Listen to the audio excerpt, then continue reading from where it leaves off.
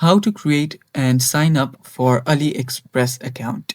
Hello guys, this is Atticus and welcome back to another tutorial video. In today's video, I'll teach you guys how you guys can sign up and create a AliExpress account. So without any further ado, let's dive right into it. First step is you'll need to search for AliExpress, and after you search for that, you can open up the website. I'll just also type in sign up here, and there we go. So you can see the AliExpress sign up option. Tap on that and start creating your account. So let this load, and now you'll need to enter up your email address. So let me do that. After you do that, enter your full name. Let me enter up my full name.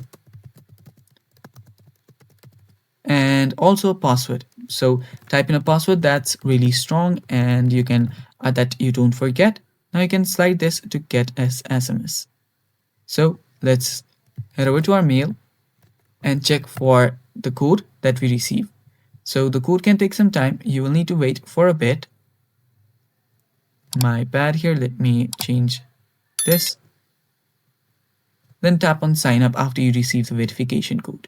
After you type in the code and after you tap on sign up, also read through this AliExpress membership agreement. And after you do that, you basically have created AliExpress account.